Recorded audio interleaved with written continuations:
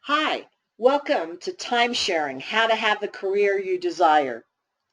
Executives across the country are frustrated in today's marketplace. I bet you feel that way too.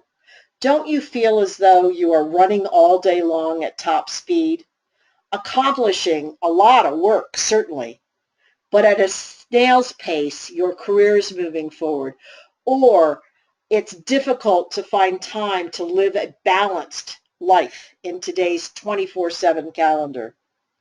We're all feeling as though we're time starved. There's no question about it. And there's this conversation of time shifting really is no small matter. It's very important when much of today's corporate America is struggling under the weight of today's lean, higher expectation work environment. The suffering and the symptoms of our time-starved environment is witnessed everywhere. Controlling or managing your time isn't the issue. You've tried it. If it was the issue, it would be working, but it isn't working. Rather, you must form new attitudes and habits that will have you time shifting how you relate to time in your business world. The reality is that the only one who can change is you.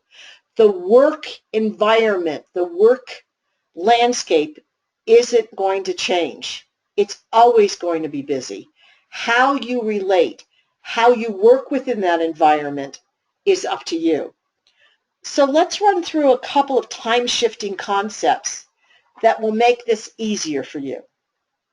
The exercise you're looking at right now was so critical to transforming my own time thinking. I've provided it for you as a downloadable PDF. After I honestly recorded my thoughts on what I was getting done on a timely way and what I was struggling with, I had a massive breakthrough that has changed the way I relate to time forever. I no longer can say, quote unquote, I simply don't have enough time to get XYZ done. Because the breakthrough reality is that I'm choosing what to do and what not to do every moment of the day. I'm not a victim to my workload. I am making a choice based upon what needs to be done now, now, now, now. And what I discovered in this exercise is that there's a shadow underneath my decision making that is harming me.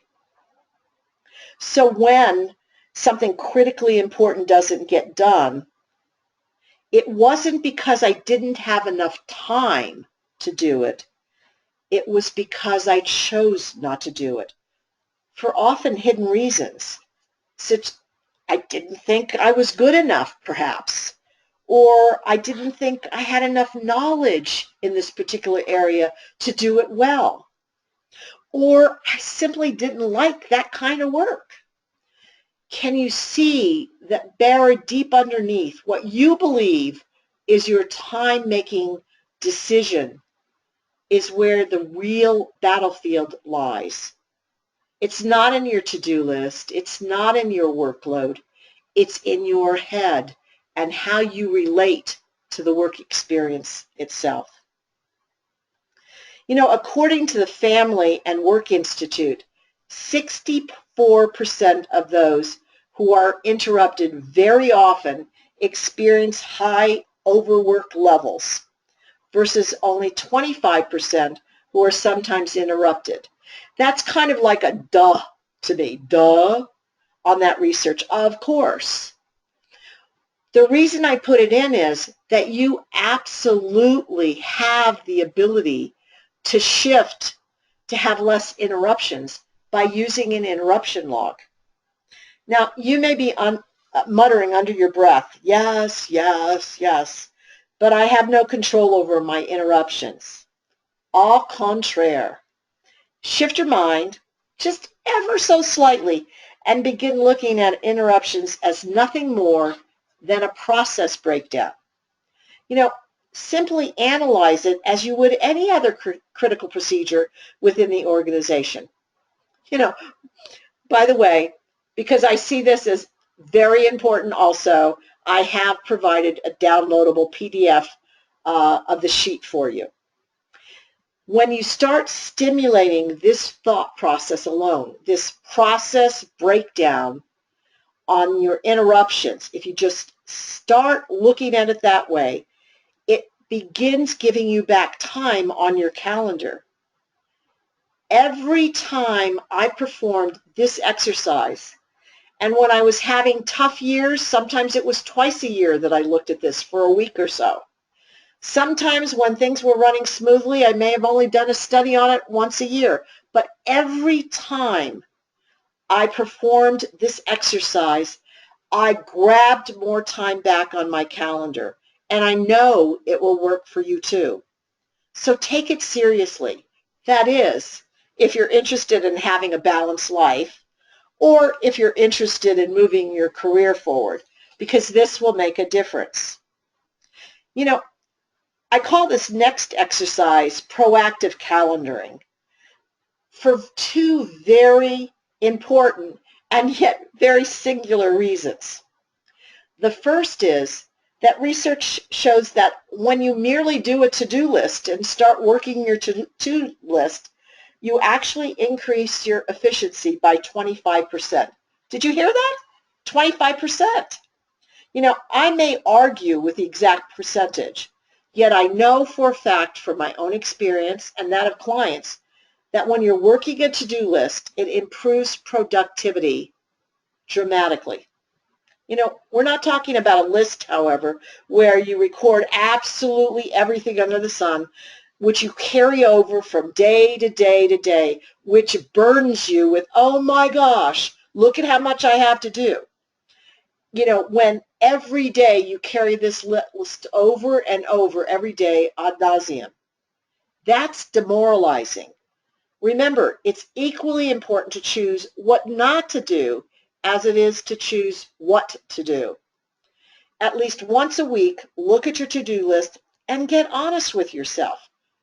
Ask yourself, am I ever going to do this task, or do I have it on here simply because I think one day it might be a good idea? Cross it off your list if it doesn't have a due date attached to it. It's not important to the organization if there's no due date attached. Cross it off your list if it isn't going to add meaningful added value to your career or your organization's bottom line. The second reason, which is quite different, that we're talking about this proactive calendaring, and if you notice, I have two columns, not one. It isn't simply enough to deal with today's fires. It's equally important for you to build leadership muscle right now by spending time on activities that will make a difference tomorrow for your career and your organization's bottom line. In today's marketplace, we often are so consumed by today's activities that we never, ever spend time preparing for the future. Don't be one of those people. And by the way, because I think this is equally as important, I have provided a downloadable PDF for this exercise. Start living every day within the space of today and tomorrow. That is leadership thinking. In today's marketplace, we are often so consumed by today's activities that we never prepare for the future. Don't be one of those people. And by the way, I see this as important, so of course I provided you with a downloadable PDF for this exercise. Start living every day within the space of today and tomorrow. That is leadership thinking, and that's going to make a difference in your career. So we laid the groundwork, at least some of the groundwork. There's a ton more time-shifting concepts, but these are the critical ones I wanted you to look at today. Let's dig in. Challenge yourself. Ask yourself the tough questions. You have all the material from the 3 exercises I gave you.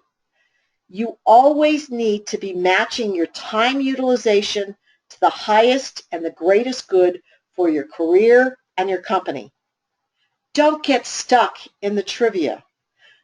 Remember the Pareto principle, which says 80% of your time is spent producing 20% of your workload, while 20% of your time is spent producing 80% of your work. I'm telling you, focus on that 20% that produces the biggest bang as often and as frequently as you can. That's going to make a difference. You've now been going through the process of reassessing how you use time and created the mental muscle to time shift your calendar so that it works for you rather than against you. Only you can make it happen. Through acknowledging what needs to change, identifying and defining what you're going to change, and measuring for new habits. As you initiate utilizing these new ways of assessing your daily activities, I guarantee you will be more satisfied and effective. So I'm telling you, go forth and time shift your way to success. I'm on your side. Until we meet again, much success always.